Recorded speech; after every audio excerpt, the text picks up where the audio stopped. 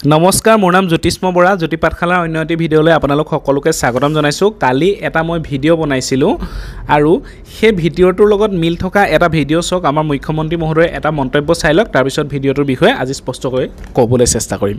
Degree লৈছে, ইফালে স্কুলতো দৰমহা লৈ আছে। ফুল টাইম কোৰ্চ, ছুটি নহ'লে বি.এড পঢ়িব নোৱাৰি। ঠিক আছে, আপোনালোকে ভিডিঅ'টো চাবলৈ পালে। কিছুমান গাইডলাইনৰ কাৰণে ভিডিঅ'টো স্পষ্টতাৰে আপোনালোকক দেখুৱাব নোৱাৰিলোঁ, তথাপিতো আমি যিমান পাৰোঁ দেখুৱাবলৈ চেষ্টা কৰিছোঁ।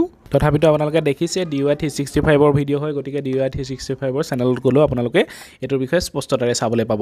ঠিক আছে, কিন্তু ইয়াৰ লগতে মই আৰু কেইটামান কথা ক'ম। কালি যিহেতু মই এইটো বিষয়ে আলোচনা কৰিছিলোঁ আৰু এনেকুৱা এটা মন্তব্য পাই নিজেও সুখী হৈছোঁ, কিন্তু এইটো কথা ক'ব বিচাৰিম যে চাওক, মুখ্যমন্ত্ৰী মহোদয়জনে কৈছে যে যিসকলে জব কৰি আছে, চাকৰি কৰি আছে, যিকোনো LPA হওক, UP হওক, টিচাৰ কৰি আছে, তাৰপাছত তেওঁলোকে কেনেদৰে ৰেগুলাৰ B.Ed কৰিব পাৰে, সেইটোৰ ওপৰত তদন্ত হ'ব লাগে। সেইটোৰ বিষয়ে আমি কালিও আলোচনা কৰিছোঁ। কিন্তু ইয়াৰ উপৰিও আৰু দুটা কথাৰ বিষয়ে মই ক'ব বিচাৰিম, আৰু সেই দুটা কথাৰো স্পষ্ট উল্লেখ আছে যে এই দুটাৰ বিষয়ে তদন্ত হ'ব। সেইটো কাৰণে শুনি ভাল লাগিছে যে প্ৰথম কথা চাওক, আৰু এটা কথা হৈছে যে MA + B.Ed MA + B.Ed বুলি নহয়, MA আৰু B.Ed কেনেকৈ একেলগতে কৰিব পাৰে। এতিয়া ইয়াতে এটা আহি যাব যে কিছুমানে ডিষ্টেঞ্চত কৰিছে, B.Edটো যদি ৰেগুলাৰ কৰিছে আৰু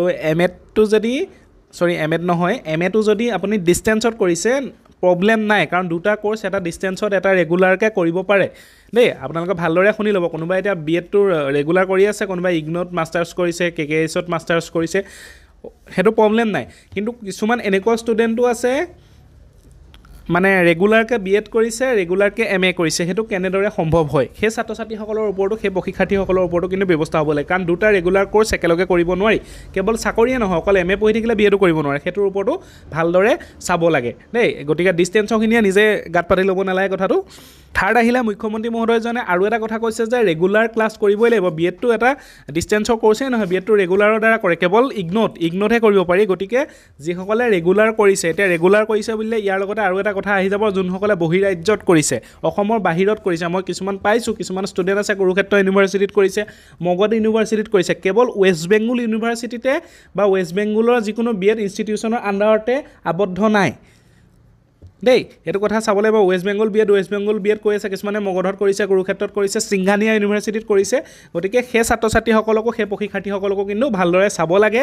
কাৰণ তেওঁলোকে বহুতে কৈ আছে যে চাৰ্টিফিকেটখন লিগেল হয়, NCTৰ আণ্ডাৰত হয়, NCT ৰিকগনাইজ হয়, কৈ আছে। কিন্তু এইটো ঠিকটো, তেনেহ'লে যদি ৰেগুলাৰ ক্লাছেই কৰা নাই, তেনেহ'লে সেই বস্তুটো কেনেদৰে যোগ্য হ'ব বুলি চাব লাগে, মই সেইটোকে ক'ব বিচাৰিম। আৰু ইয়াৰ উপৰি আৰু এইটোৱে কথা কৈছোঁ যে যিসকলে মানে য'তে B.Ed নকৰক, কোনোবা বাহিৰত B.Ed কৰে, লিগেলো হ'ব পাৰে, এইটো কথা কৈছোঁ দেই। কোনোবা দিল্লী ইউনিভাৰ্চিটিতো B.Ed কৰা হ'ব পাৰে, পুনে ইউনিভাৰ্চিটিতো B.Ed কৰা হ'ব পাৰে, একো ডাঙৰ কথা নহয়।